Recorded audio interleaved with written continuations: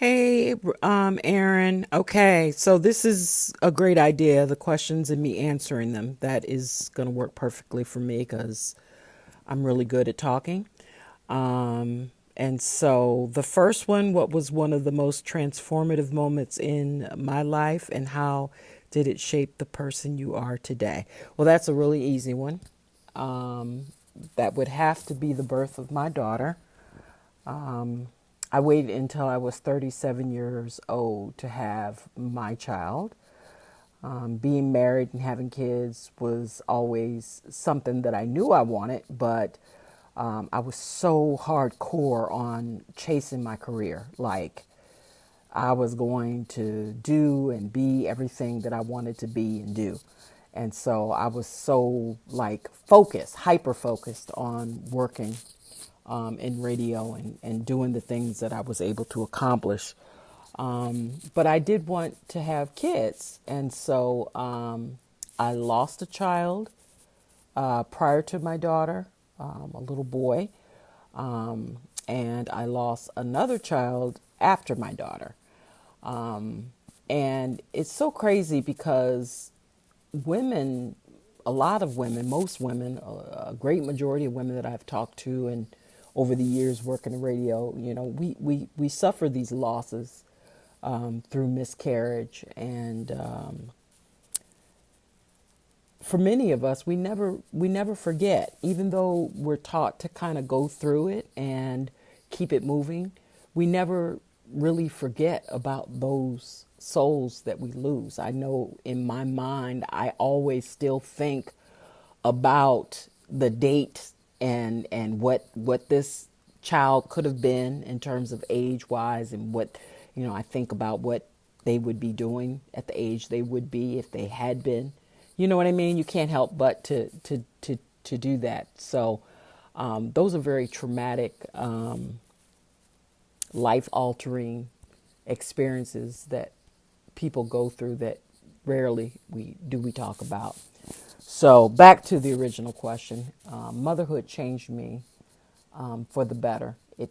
For me, it gave me new purpose in life because before everything was about achieving and acquiring and being everywhere and being seen everywhere and doing everything and trying to be the best, most professional, most talented, and most popular radio personalities that has ever been. That was always the goal. So when I had my daughter, everything changed. It became about her and what she would do and who she would be, and providing her the tools that she would need to be able to grow up and be a wonderful human being and someone that would contribute something to this world. So that changed me significantly, professionally as well as personally. Even though shortly after having my daughter, maybe 2007-ish, so she was maybe 3 or 4, the time that I left Tampa, hosting my own morning show in Tampa, Florida, to getting very, very sick, to relocating back to Washington, D.C., and returning to Radio 1 to work. I went through a major, major life altering crisis. Like anything that could ever happen to you bad, I went through. From losing my father to separating and eventually divorcing, to being a single mom, even though I was raised by a 2-parent family who had been married over 50 years. Wasn't part of the plan, but ended up being a single mom, raising this incredibly talented little person, and then suffering kidney failure, and ended up being on dialysis for 4 years, which is a whole nother story about overcoming and survival, and that's a whole nother thing. We can get into that, but yeah. So it was a major, major time in my life where everything that I thought that I could count on, I lost, including my career, including my status, including all the money and all the things that money affords you, including friends. But no matter what I lost and what I went through, I was always able to say I am a good mother. And so I think my daughter really saved me. She saved me because that type of turmoil in someone's life, a weaker person wouldn't have made it, you know. But I have to give credit to being a mother. Saved me. So I guess that answers the question. To make a long story more boring, this is how it's gonna go, Aaron. This is what it's gonna be. You're gonna be like, well, this bitch, please stop talking. But this is so much better for me than actually having to sit down and write. I can talk all damn day, so you're gonna be sick of me. It's gonna be a good book, but you're gonna be sick of me. You're gonna be like, this bitch talk too much. All right, so yeah, that's the first question.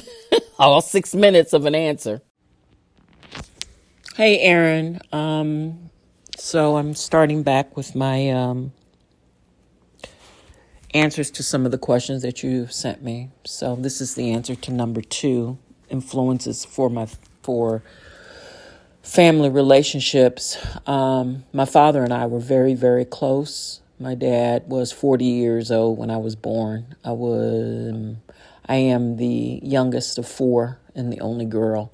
But my father and I were, as I said, very close, and the holidays were always very, very special to me because of the relationship that I had with my dad. I can tell you a little bit more about my father and how amazing and a trailblazer that he was, but that's later. But I guess one of the most memorable things that I can think of is practically every holiday, the 4th of July, Christmas, Thanksgiving, Halloween, always very family oriented, and Christmas was me and my dad's holiday. So Christmas Eve, we would always go get the tree, decorating. When I was little and we were poor as dirt, we didn't think we were going to be getting anything, but my dad would always, always, always make sure there was something amazing for me under the tree. And one year specifically, I remember, was a doll. And back during that time, we're talking about the early 70s, it was very difficult to find a black doll. But my dad bought me a black doll that was tall as I was. I don't know where he got it from, but I will never, ever forget that Christmas morning. It's like unbelievable to wake up as a little black girl in the early 70s and see a black doll waiting for me under my tree when I didn't think I was going to be getting squat. So I guess that's why holidays are always, special for me, but also a little sad for me, especially Christmas and Thanksgiving, because those really were me and my dad's special days. Thanksgiving, getting up, helping him cook, watching the Macy's Day Parade, just the whole thing. We were very, very close. So anyway, that is that. Question number 3, who was my mentor, influencer? I don't really remember anybody specific in high school or college, but I do remember one person, very interesting story. Her name was Susan Kidd. She was a TV anchor woman in St. Louis when I was growing up. And this was a black woman who was very, very tall, brown skin, short fro, black woman all day long. And I used to be amazed at seeing her because I was thinking, wow, just like most, little black girls, seeing somebody that looks like them on TV, doing what she did, delivering the news. I was really inspired by her. I thought, she was everything. This was pre-Oprah. Many, many, many, many, many years after that, when I first moved to Washington, D.C. from Boston in 1996, at the time, WKYS radio where I was doing mornings with Russ Parr locally before we were syndicated. We were in NBC studios, the Washington, D.C. National NBC studios, which also held the local news station. And believe it or not, segments of the Today Show were filmed in that building, as well as WRC NBC 4. And I will never forget, I wasn't even there that long, but I was walking down the hallway and I saw this woman, this tall, statuesque Black woman that looked familiar to me from like way, way back. And as I approached her, it was Susan Kidd. She was on here in Washington, D.C. And I took off running. I know she thought, who in the hell is this lunatic running up to me? And I ran up to her and I said, oh my God, oh my God, oh my God. I can't believe it's you. And I told her my story. I was like, when I was little and I was in high school and I used to watch you on the news in St. Louis, and she was tripping. She was like, you used to live in St. Louis? And I was like, yeah. And I told her, and I was like, oh my God, this is like a full circle moment for me. You are the reason why I ended up in broadcasting, and you were so inspirational, and you were way, way, way before your time, pre-Oprah, and I just want you to know that you impacted my life. It was just amazing to be able, and she was so cool, so down to earth. I'll never forget, she was walking around in house shoes. She was walking around in house shoes. I was like, now this is a real Black woman, but that was just everything at that time for me to meet her after working several years, working my way through the smaller markets in radio and finally making it in Washington, D.C. in a major market, doing major market morning radio, and then running into someone who I watched when I was little, and we were working in the same building. I mean, where does that happen at? That happened to me. So yeah, that was pretty awesome. Question 4. Something that was significant that happened in my life that I had to overcome. There's actually been several situations that I've had to overcome. But I think the greatest one for me would have been around 2007 when seemed like my whole world just kind of fell apart. I was in Tampa, Florida. I was covering the Super Bowl down in Miami with my family. At that time, I was married. My daughter was very, very young. I don't even think she was a year old. Anyway, they were sick with the flu. I got sick. I just thought I had the flu. Ended up getting very, very sick.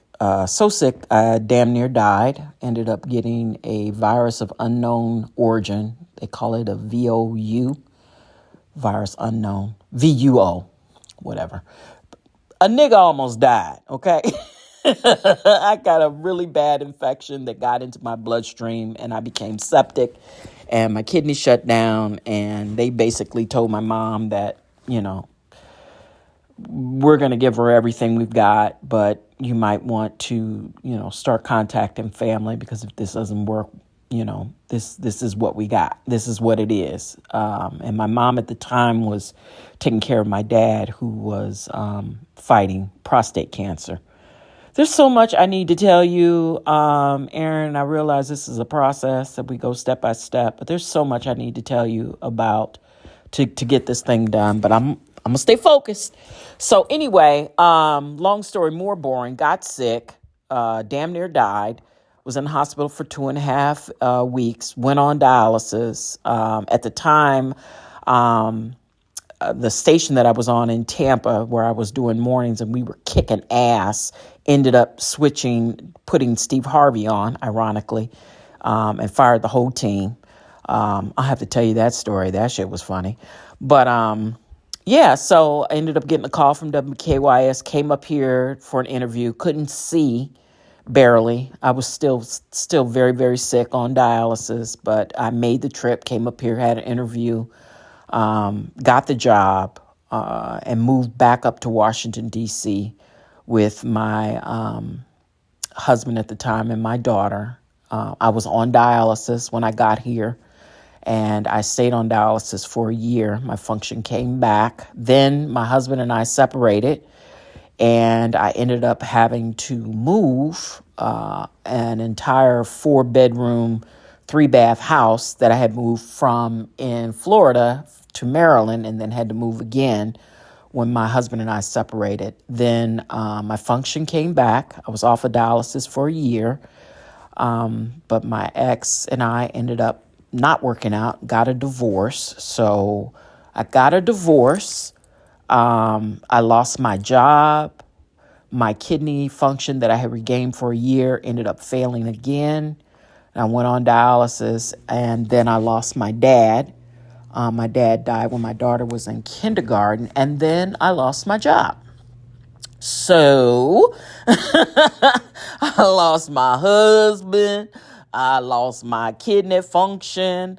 I lost my daddy, and I lost my job. All that shit happened within a 2-year time. So I was very, very sick, unemployed, single, and fatherless.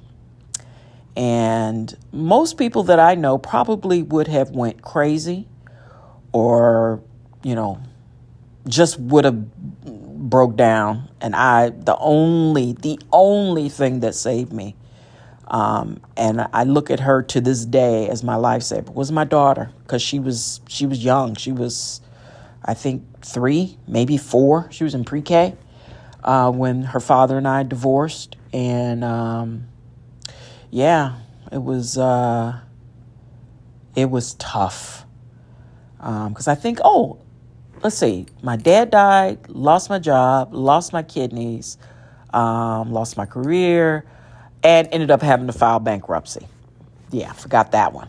Forgot to put that one in there. Because when you're married, and you share things, when you get divorced, my ex-husband being, the great guy that he was, he filed bankruptcy, I guess in an attempt to destroy me. And because I had so much stuff that I had acquired, Mercedes-Benz, Range Rover, 2 houses, a loft, some of those things, we shared. We had our names on both. So I ended up having to file bankruptcy because I wasn't working. I was sick.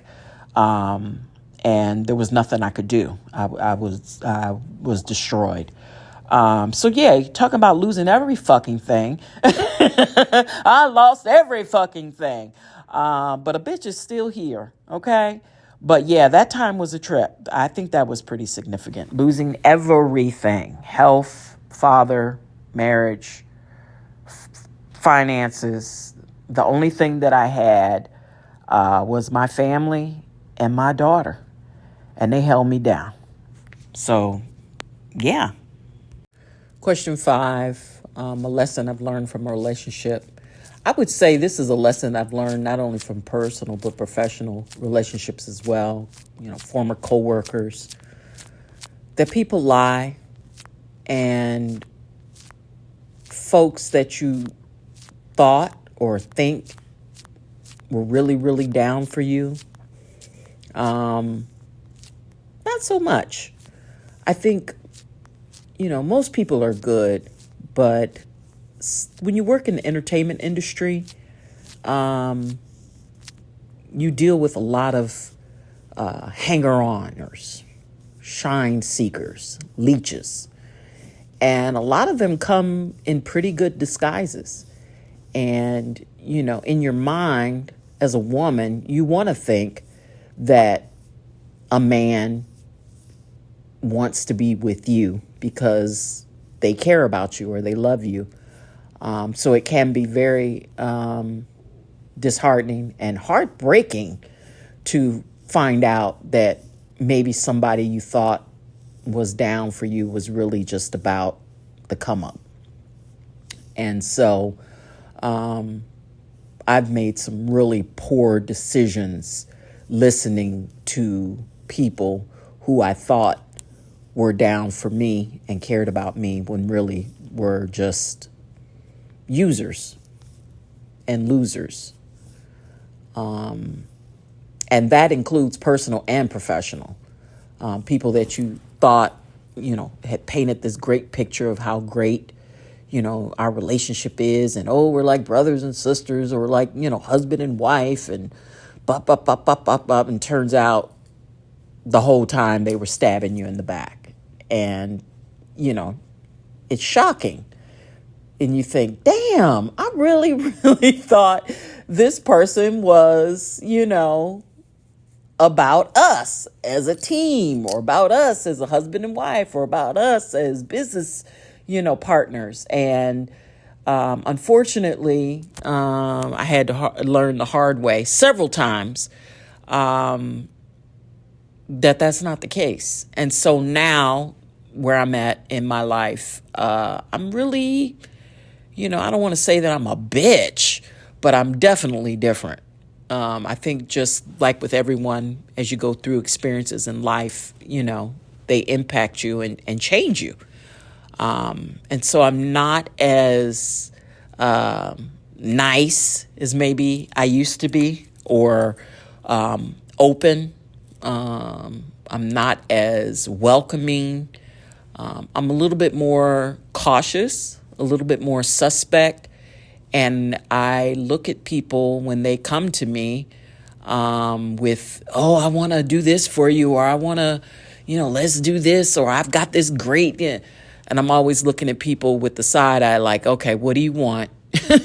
What is it that you're trying to get from me? You know what I'm saying? So I'm a little bit more cautious and a little bit more colder, I think is the word. Because I've always been a very bubbly, positive, hey, let's get together, let's hang out, blah, blah, blah, blah. But after things happen to you and you go through experiences and you find out that a lot of people were really only around me or trying to get next to me to get something from me. And, when that happens to you, you kind of start questioning your own judgment. That's what I went through. I'm like, I don't think I make good decisions. I don't think I'm a good judgment of character, because how could I allow all these different people in my life, in my circle, and they end up being, devils, they end up being snakes, vipers. And I really went through a time where I'm like, I don't think I'm capable of making good decisions because how did I miss these red flags? How did I not see this person for who he was, or who this woman was, So, yeah, that happened. Question 6, somebody who's brought joy or inspiration. Joy, of course, my own daughter. I could get into that later, but inspirational definitely would have to be my best friend. Her name is Alicia. She is a sarcoma cancer survivor, and my sister-in-law, who's married to my brother. She is a 2-time breast cancer survivor. These two women, both being Black women, both being educated, professional, entrepreneurs. My sister-in-law, retired military. She just got her PhD. She's a double breast cancer survivor. We went through that journey with her as a family. The things that she had to go through. Double mastectomy, her first time. The second time she was approaching her 5-year anniversary, ended up getting a different form of breast cancer again, and had to do chemo and radiation. This is a woman that would go and get chemo and radiation, but still worked. I mean, she just never let any grass grow under her foot. I mean, she just continued to push on. I mean, there's so many stories about her that I could share with you. But when I think of a shero, my sister-in-law, Tanja Palmer Thompson, she inspires me like no one can. Like, I have never in my life seen anybody at any time, anywhere,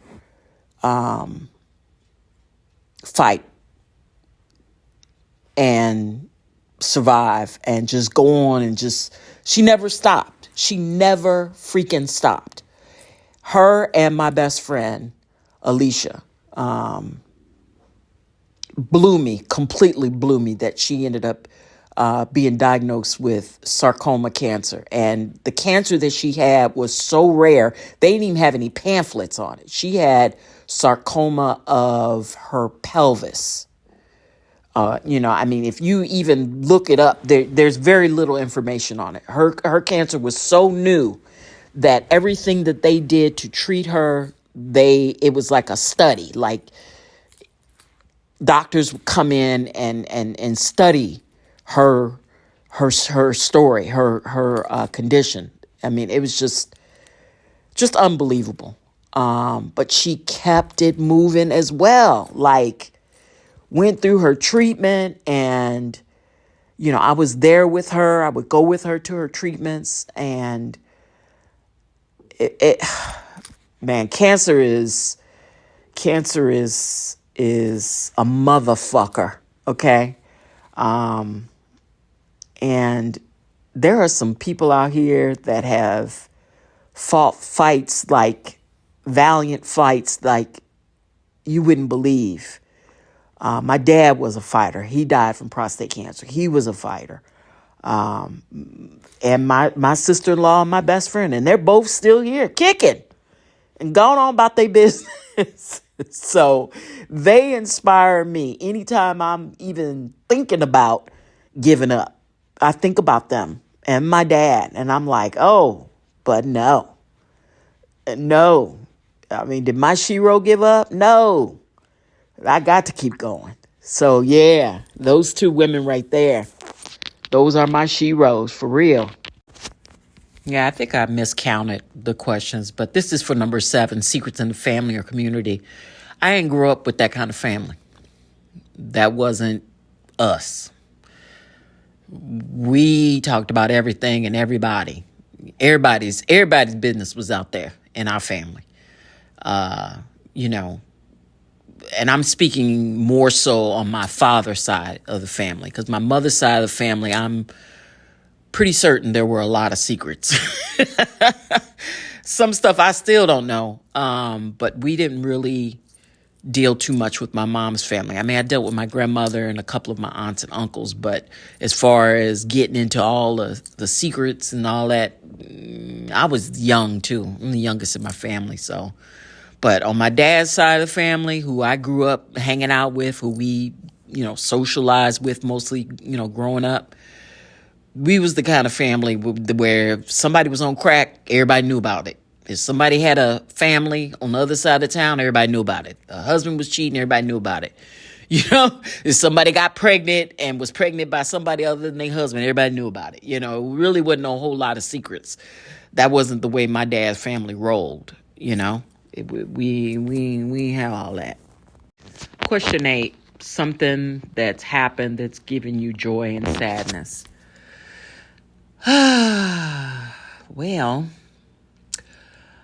I don't really talk about this too much. I think I mentioned it once or twice on the air when I was in Florida. And I think the only reason why I talked about it is because it was something that I experienced while I was there. But I guess having kids. When I was married, my ex-husband and I, we lost a child, little Nelson. He had a extra piece of chromosome on one of his an extra piece on one of his chromosomes.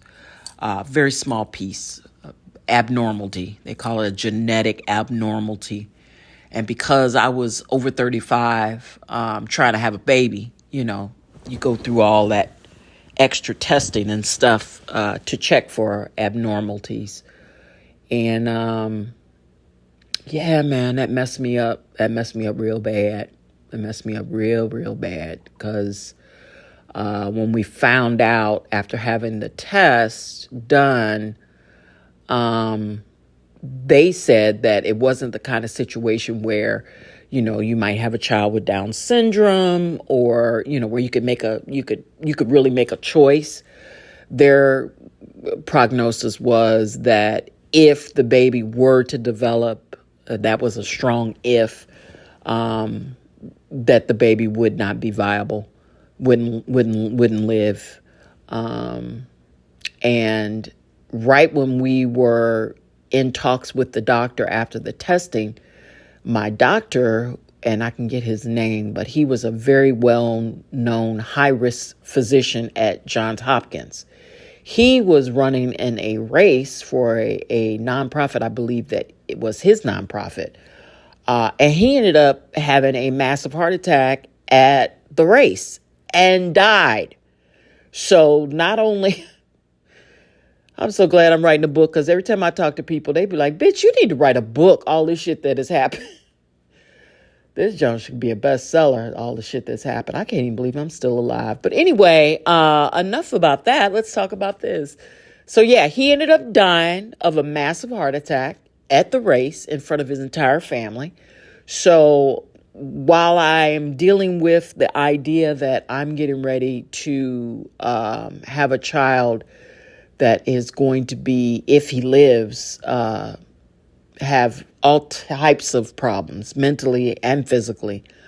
The doctor that I worked with this, dealing with this grief, he ended up having a massive heart attack and dying. And the way I found out, I was calling to make an appointment, and the nurse broke down on the phone and said, Miss Larkins, I have some really stunning news for you. I'm so sorry to tell you this, because I know you have just received bad news, but the doctor tragically died yesterday at a race for his nonprofit.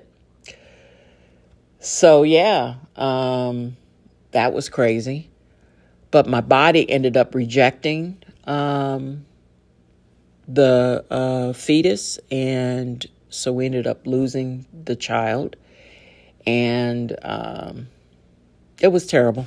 It was horrible. But on the flip side, about a year later, after getting fired from the syndicated morning show, I got fired in December.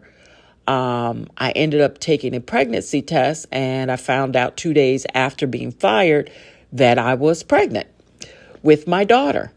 And I ended up having to have all the tests and things that I had before. She was healthy. I was healthy. Even though at that time I was fighting kidney disease, because I think I fought kidney disease for about, I don't know how long. But anyway, my baby was healthy. Didn't have any problems, ended up having a C-section. And, she was as beautiful as she is today, as she was the day that she came into this world. And that was amazing. I mean, just, I always think of her as the one that God allowed me to keep.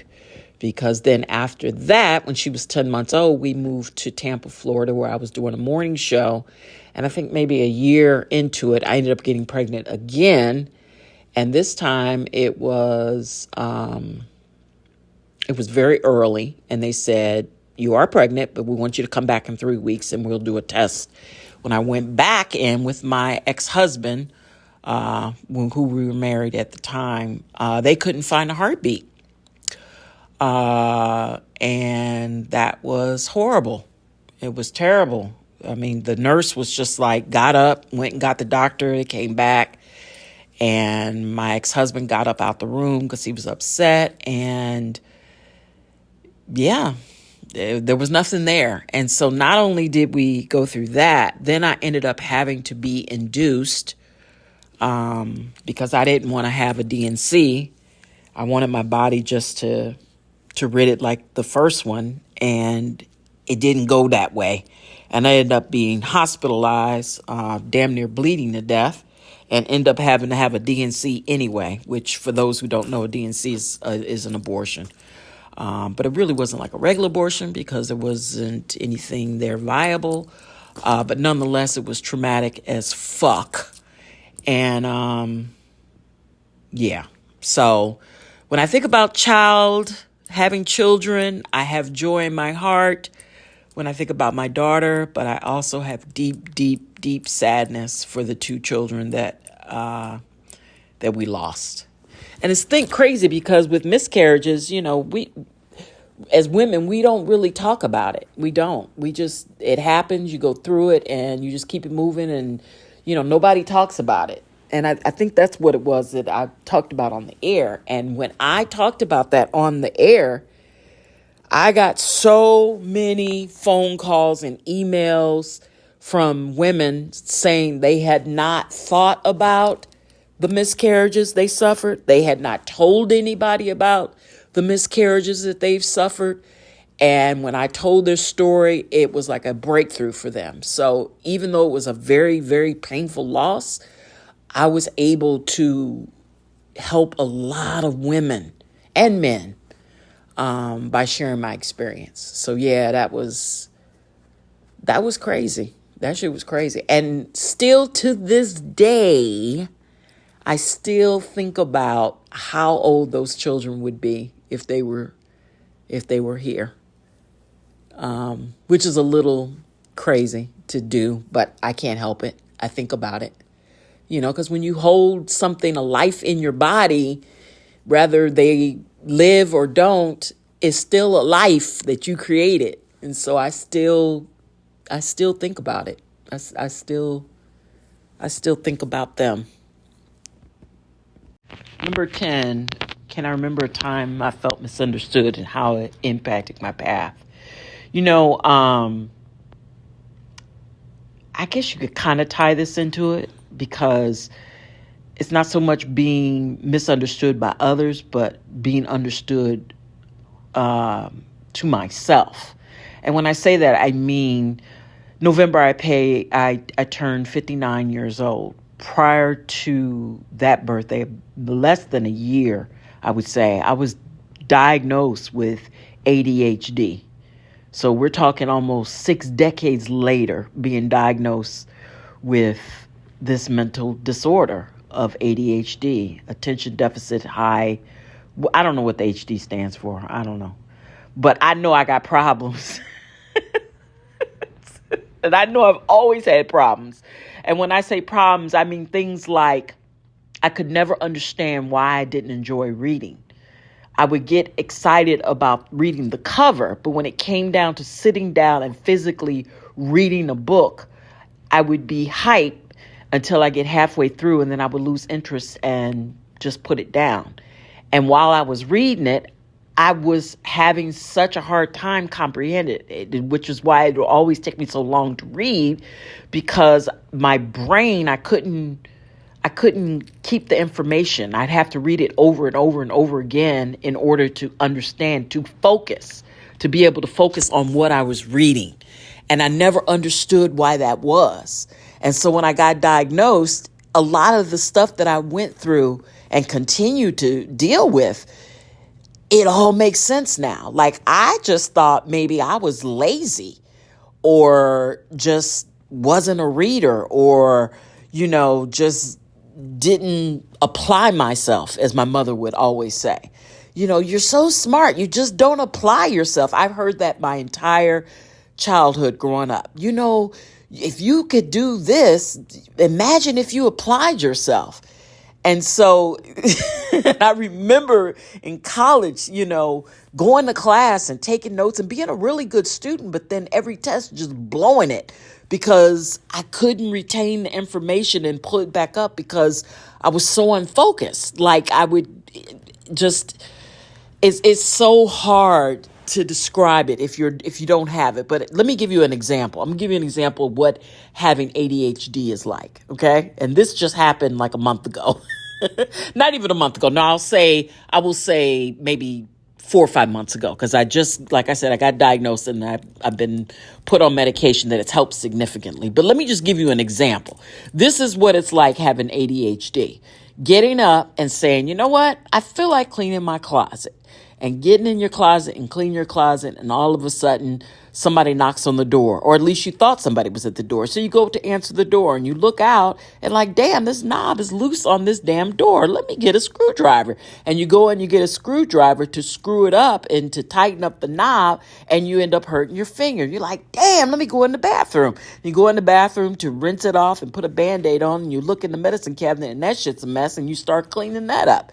And then while you're cleaning that up, you find a bottle that has a prescription on it, and you're like, damn, I wonder if I need to fill this. And so you take that and you go and you end up making a call, and you get on the phone and they're talking to you and telling you they don't know what you're talking about. It's an old prescription. Don't worry about it, in so many words. So you get off the phone. The next thing you know, you're on Facebook. And so I'm going through Facebook and I see somebody has died. I'm like, oh shit, who died? And then you end up trying to find the phone number of the person that you saw on Facebook. And then while you're going through your phone, you realize that it's your mom's birthday. So like, shit, it's my mom's birthday tomorrow. Let me get some flowers. So you go to... So that is what having ADHD is like. Okay. You cannot stay focused for shit. And you get really excited about things. You know what I'm saying? You get this dopamine. So you get excited about doing something. And as soon as that excitement leaves you, you're over it. It's done. Or you'll be laying on the couch and you know you got 3 or 4 things that you got to do, like answer the questions that the guy is helping you to write your book to do. And you know you're supposed to do it, but you know, for whatever reason, you can't move, you know, it's that frozen paralysis, or you end up thinking about all the other things that you have to do and you get completely overwhelmed. And that's where the panic and the anxiety comes in. So, yeah, that was shocking to me, but it also helped me to understand a lot of the challenges that I faced over the years, that I thought I understood them to be one thing, when it turned out, you know, you're not lazy. You're not, you know, a bubblehead. You know, I remember being called a bubblehead because I couldn't stay focused or I didn't apply myself. Now I understood why I move the way I move and do the things that I do, and my process in getting things done, when I'm able to get them done. And, you know, looking in my closet and seeing all these different things over the years that I've started that I've never finished. Great ideas, you know, great concepts, you know, with, you know, outlines and everything, but never the follow through. So that was always my line. Tons of ideas, you know, great excitement, but zero follow through. So I understand myself better, who I am and what my challenges are. And I move accordingly with that knowledge that I now understand. Number 11, times that I've taken a leap of faith, the consequences of, good or bad. That would basically describe my entire radio career, my journey. Each time that I would take a job, it was a leap of faith. Back during that time, radio personalities worked in the smaller markets to get your experience up, to learn your craft and, you know, improve your skill set. So you'd have to go to these smaller cities and work your way up to get to the major markets, to get your shot, to work, you know, New York City or Washington, D.C. or Los Angeles, California. You had to go to these small markets. And so every time that I moved, I didn't know anybody. So let me tell you about the moves that I made. After college, I worked a year at a rock station that was in Carbondale, Illinois. My boy Mark Clark asked me to come and work in Huntsville. So I packed up my shit and I moved to Huntsville, Alabama. After we came back from the convention they used to have, I forget what it's called, something the Rapper. I've heard you talk about it, but when we came back from that convention, there were locks on the doors of the radio station, WDKT Radio. So we were all out of work. So we sent all back then in that time, we used to put our air checks on cassettes. So we'd make up the cassettes, record them, and then, you know, write out our resumes, type them up, put them in envelopes and mail them out. That's how we used to get jobs. There was no internet or, calling somebody or sending an email with your resume and downloading or uploading your file. There was none of that shit. This was old school. Cassette tapes, paper resumes, pictures that they always ask for females to work in radio, but never the ugly ass dudes. Like, why in the hell am I sending a picture? I'm a female working in radio, but y'all hire any old dude that looks any old way. We need to know if you're marketable, but it doesn't matter with the guys. But anyway, we gonna talk about that shit. But but I'm not bitter. So, but every time I moved, it was a leap of faith. So I left Alabama, sent my tapes out. I got a job offer in Charleston, South Carolina, and I got a job offer in Guam. But the job in Guam, they didn't want to ship my car or my cats. I had 2 cats at the time, and they didn't want to do either. So I ended up moving to Charleston, South Carolina. Didn't know a soul until my boy Mark Clark ended up coming and working there. But I didn't know anybody. Didn't know anything about the town, but I just took a leap of faith. As a matter of fact, I moved to Charleston, South Carolina, maybe 3 or 4 months after Hugo. I ended up staying in a hotel for almost a month because I couldn't find anywhere to rent because the whole damn town was tore up by Hugo. That's when I moved to Charleston, South Carolina. So I moved to Charleston. I did mornings there. Morning show got blown out. I was getting ready to get rehired at a station that Mark Clark worked for. And then the station rehired me to do nights and then fired me again. And then I moved up to Maryland where my brother was living and stayed with him and worked in a restaurant, and then got on at WHUR radio doing weekends. And then I did that for 3 years, and I left there, and I ended up going to Boston because the guy that I worked with, Ken Johnson, on the weekends at WHUR ended up programming a station, the infamous station in, I'm having a brain situation here, right there in Roxbury, Massachusetts, the home of New Edition. I worked at Wild, WILDAM, in Roxbury, Massachusetts, the same station that Stephen Hill worked at, the same station that Wendy Williams worked at. Everybody and their mama worked at that station, but it was in Boston. And I worked there and I did mornings. And at that time, I ended up getting a call from some of my friend who told me Russ Parr was looking for a co-host, played my demo over the phone. A week later, I was in D.C. for an interview, and maybe 3 weeks later after that, I moved. Just a leap of faith. I didn't know nobody really in Boston. That's where I met my best friend when I was in Boston. Leap of faith, moved back to D.C., worked in D.C., ended up getting blown out in D.C. after, I think it was 7 or 8 years. 2 days, I think it was 2 days, maybe 3. I found out I was pregnant. Had my baby, was off for a year, ended up getting a job offer in Tampa, Florida. Didn't know nobody. Packed up 3 cars, a 5-bedroom, 3-bath house in the middle of an ice storm and moved down to Tampa, Florida. Ended up buying 2 houses down there. Didn't know anybody. Ended up, getting replaced, got sick, moved back to D.C., worked worked at KYS for less than a year, then moved to Magic 102.3, worked there for 3 years, got fired again, and went through that whole tragedy that we talked about that took place between 2008 and 2010, where I lost everything. So yeah, each and every move that I made during that time, I did not know nobody. And I packed my shit up for my craft and rolled out on a leap of faith. So I took several leaps of faith. I was leaping so much I almost turned into a damn frog. But yeah, that was all that. That's all that was. And I ain't stopped jumping since. Question 15, who in your life has had the most influence over your identity? I have to definitely say my parents and their willingness to raise me conscious. Meaning I have always known that I was black and proud and beautiful and smart, and I came from a good stock of people. And I've always known where I came from. I always was told about my people. I was always told about my ancestors.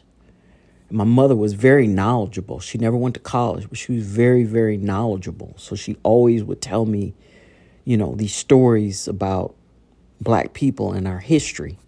But she would also talk about world history, telling us about things. We used to have in our home the encyclopedias. We would always have them. And my mom always kept National Geographic's, Ebony Magazine, Jet Magazine, and them damn encyclopedias.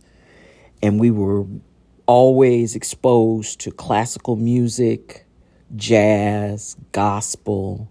I grew up listening to Nina Simone. My mother used to tell me about the Black Panthers. She would tell me Fred Hampton. She would tell me about Malcolm X.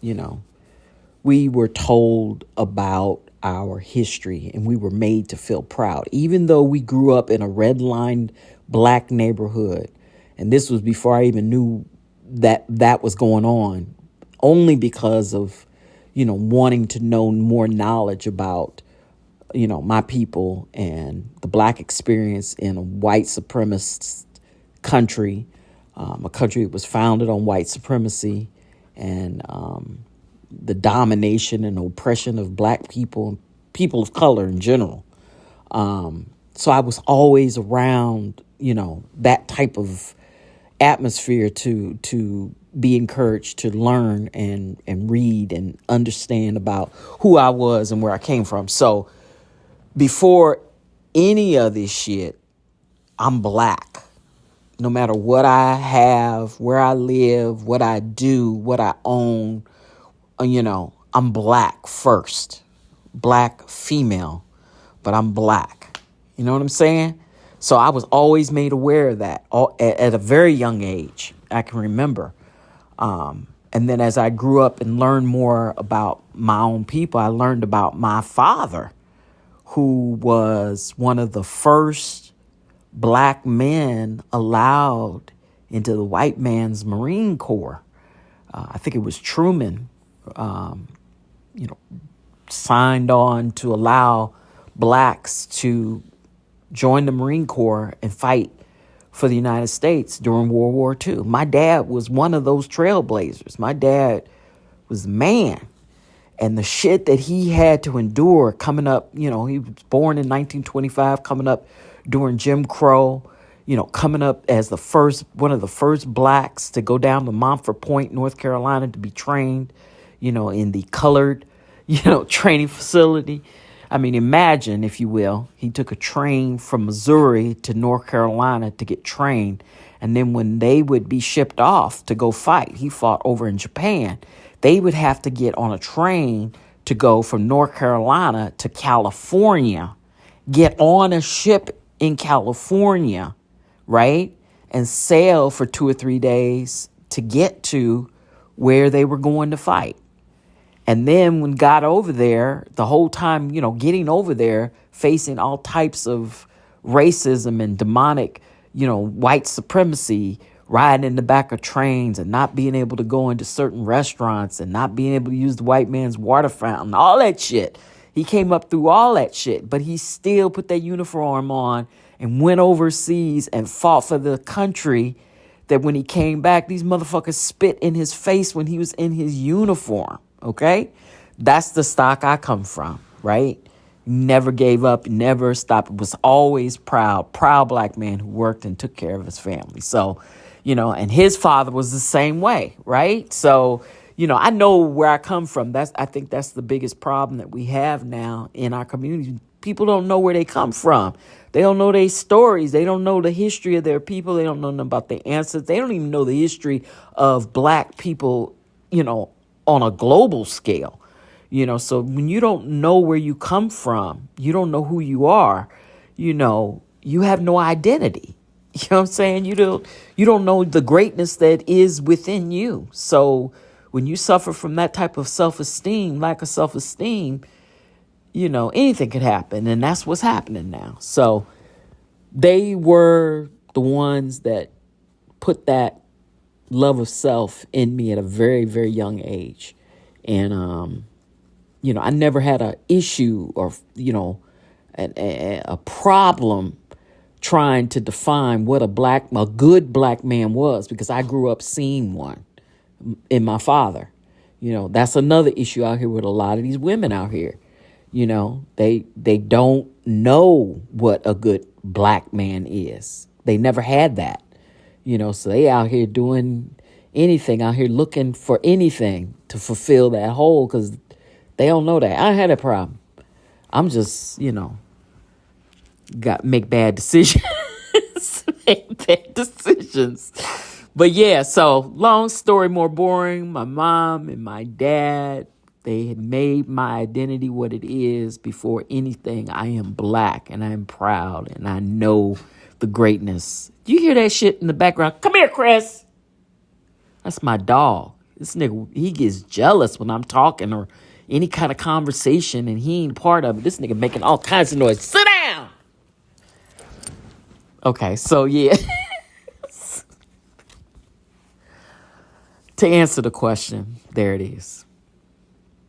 Number 16, most daring thing you've ever done, risky thing.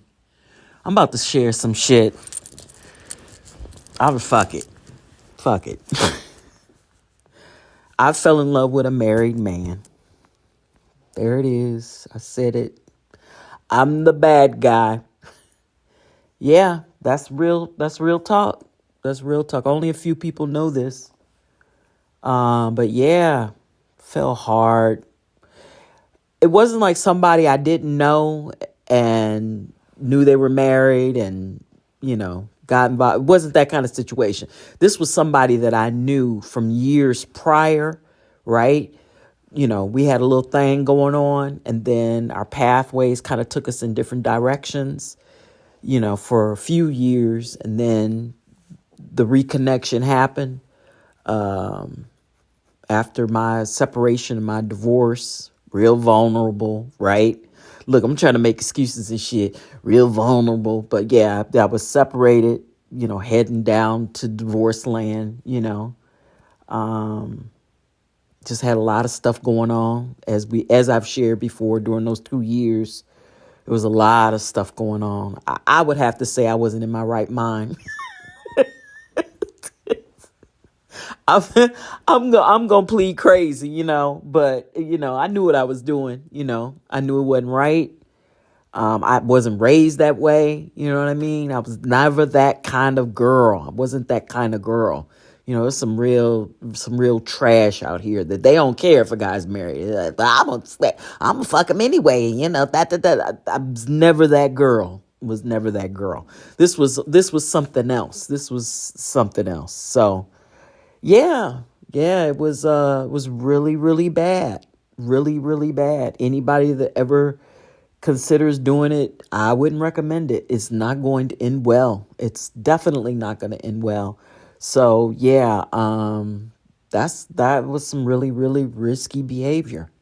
Really, really risky behavior. And messy, very messy, and very traumatic and heartbreaking and exciting and just dirty, filthy, dirty, crazy, just doing crazy things, just things that just don't make no sense. Just like, why would you do that, right? Just why would you do that? What is it about this person that makes you do the things that you do? That kind of crazy love. Yeah. So yeah, that happened. And, yeah, that was bad. That was bad. That's why I'm still to this day, I still kind of look at myself kind of Robert De Niro-ish at times in the mirror, like, bitch, you don't have a good record of making good decisions. You've made some piss poor decisions, So Yeah, that was probably one of the top ones. One really bad decision. Not proud of it, but hey, now you know. Question 17, time when you most felt at peace. That would probably be when I was in Florida. My time in Florida, we moved, let's see, I think it was 2004 when we moved down because my daughter wasn't quite a year old. She was about 10 months when we moved to Florida. We originally stayed in Brandon, Florida, which is right outside of Tampa, about 15, 20 minutes. We stayed there, then we bought a home and moved to another part of Brandon, which was a little bit more rural. And at that time, I was relatively healthy. I was married. I had a beautiful baby. I was financially stable. I had a lot of really good investments, properties. I had a nice, I was straight. I was good, and my family was good. And I was helping, my mom and dad. And I had a very successful morning show and a beautiful child and a man that, I thought that loved me and all the trappings that come with that. So I was really at ease. There was no anxiety about getting sick or being sick or going to dialysis or, dying. There was none of that because I hadn't gotten that yet. I was being treated for kidney disease, but I wasn't at, the serious part side of it, of kidney failure. So, and like I said, I was married, handsome husband, who was also being very successful while we were there working and owning his job, and my daughter. And I was being creative and I was just at peace. Life was good. Life was good and peaceful and calm and settled and, comfortable. So that would probably be the time that I can last remember feeling, at peace at that time still. Because my mom and dad were still moving around. They were coming to visit and hanging out. So they were mobile. They hadn't gotten old. They hadn't gotten sick. So yeah, that was a really good time from probably 2004 to 2007. Very peaceful, non-chaotic, wonderful, wonderful time of my life. Number 18, did you ever have to stand up for somebody? I think I was living in Tampa, Florida, but my dad was being treated for prostate cancer. And I know he had an operation. Then was being treated by some type of radiation pill that you take of some sort. But at this particular instance, he was at the Veterans Hospital and he was going to be having some tests done. And it required him not to eat. And I remember communicating with my mother throughout the day that my dad hadn't eaten. And I had called, several times during the day to find out if they had done the test. And they're like, nope, they haven't taken him back. Nope, they haven't taken him back.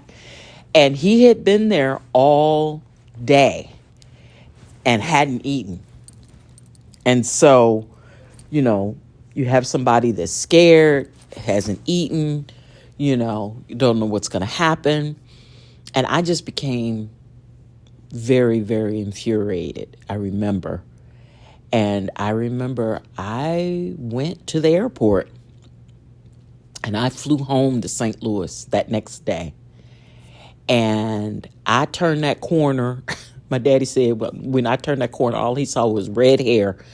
But I turned that corner and hit that nurse's stand and I went OFF. Not yelling, screaming, cursing, but I went off because my mom and dad were there, so I wasn't gonna be cursing and all that, being disrespectful. But I went off, and essentially I said, I don't know who's in charge. I don't know where the doctor is, But what we're not going to do is have my dad here sitting for another day and he hasn't eaten. And he's sitting here waiting to get this test done. I'm like, this is unacceptable. And I don't care if I have to go here, go all the way to the White House to let you know this shit right here is not going to fly. Something to that effect. And the next thing you know, they were shuffling and scuffling around and doctors was rushing around and apologizing and this, that, and whatnot. And they ended up taking care of my dad. But I think my mom was just overwhelmed and just the whole situation. And I went off. I can remember just feeling hot in my face, just like with my head pounding. I remember, I never forget that conversation with my dad. Like, what is going on? This doesn't make no sense.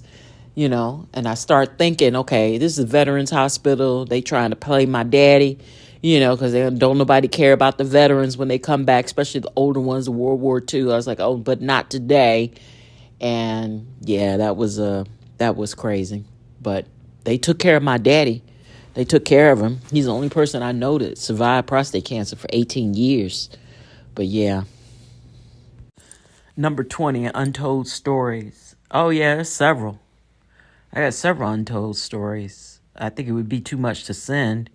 Maybe we can address it another time. But growing up in Missouri, period, during the late 60s, early 70s, and what that was like being black in a suburb of St. Louis in a red line black neighborhood that my father grew up in.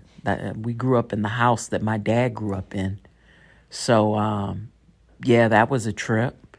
I can remember there being a swimming pool in the city that I lived in, Brentwood, Missouri, that had a sign that said whites only. And that wasn't back in the 30s or the 40s. That shit was in the 70s. So I remember that.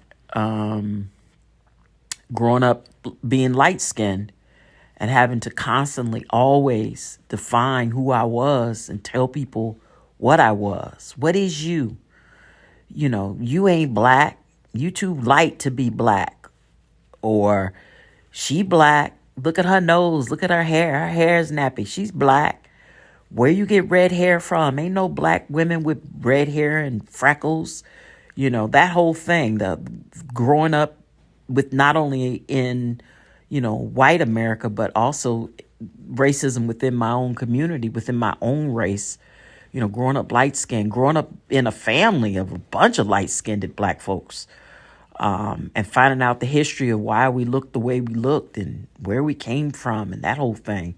So, and then just, growing up in high school, dating, in college, as a light-skinned black woman. People always think, when they think about colorism, they always think of dark skin and what, dark-skinned people go through. But seldom, has the story been told about the plight of light-skinned black women. And our identities constantly being questioned and being labeled certain things simply because of the color of our skin, the texture of our hair. I don't think anybody's ever talked about that. Growing up in a two-parent family, raising a child as a single parent. Like, I didn't grow up thinking about, having a baby out of wedlock. I wasn't raised like that. My parents were married until death did they part. They were married over 50 years. So to be raising a child as a single parent from age 5 on, I mean, it's crazy to me. And I constantly feel bad because I knew the relationship I had with my dad. So imagine if you're a daddy's little girl and you end up raising your own little girl as a single parent with no daddy. Like, that is a whole story that I don't think has ever been told about somebody who's raising a two-parent and then find themselves as a single parent and how that is and what's that like. Yeah, that's a real challenge right there. Growing up, as the youngest in the family and the only girl in a all black household. That's different. That's a whole story. Growing up, pursuing a career in a male dominated field, and this is pre equal pay for equal work. I was never compensated. Me and many women in my generation working in media weren't being paid comparable to our male counterparts, even though we're just as talented, or did our jobs just as well as they did during that time. There's a lot of stories that I can tell that haven't been told that I would love to talk about. Mental illness or mental health issues in our community still is kind of taboo, but for Black women and how we deal with our mental health, it's becoming a little bit more prevalent now, where people actually are talking about it. But I don't think people understand the impact that mental health has had on Black women, and the things that we've had to do for generations, holding things down, holding things together, and wearing different hats, and dealing with the backlash from not only white men, but Black men as well. That's a whole nother story. So, and don't even get me started on hair.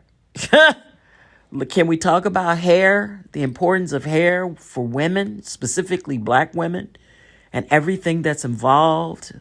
All the stories of, trying to be something other than what you are, and all the different things, and exposing our children to chemicals in their hair at a young age. Everybody I know got a perm before they even hit puberty.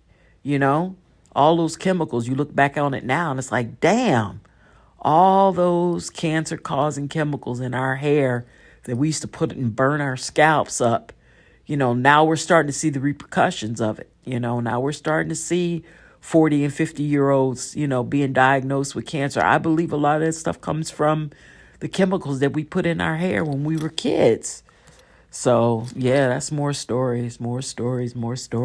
I got a million of them. Just no follow through.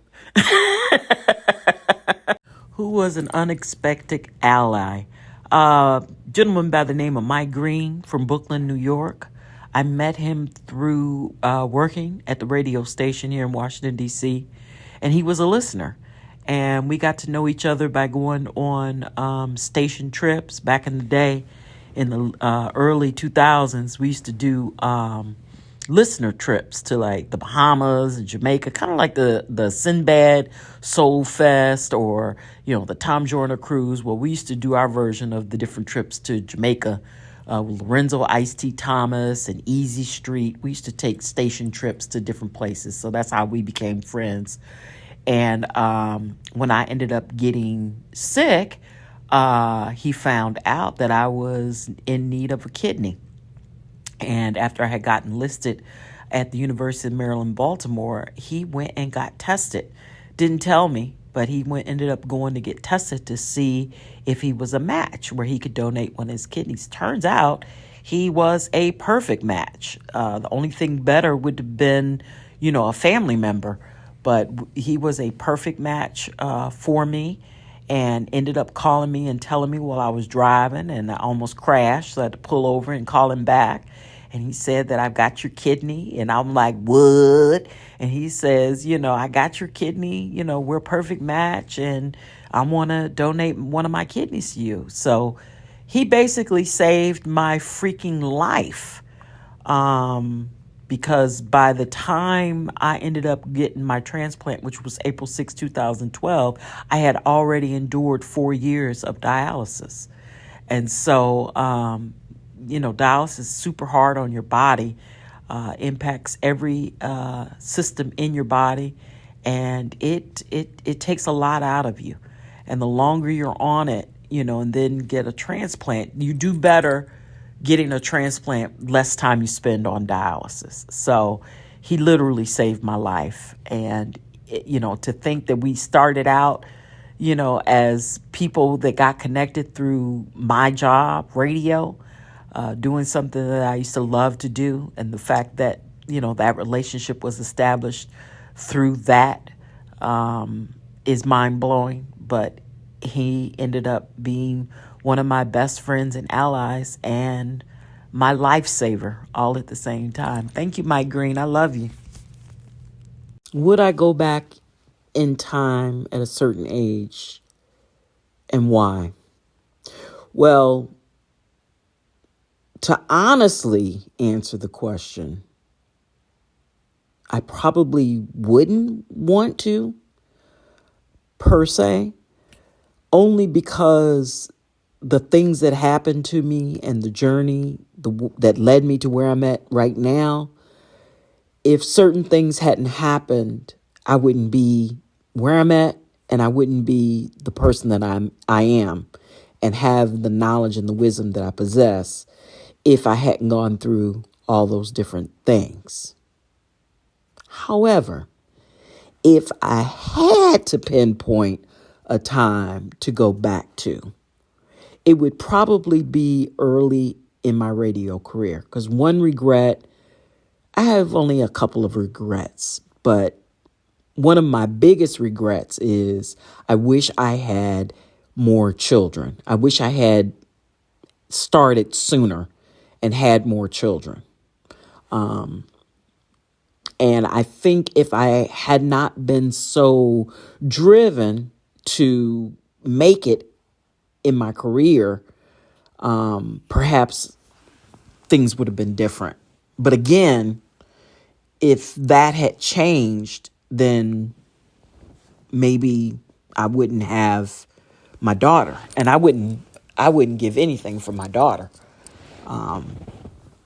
But I would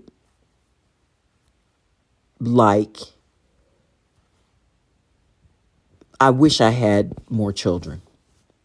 So, yeah, early in my radio career, I wish I had made some different decisions. I wish I hadn't been so damn driven, but I was so driven to succeed and to be better than where I came from.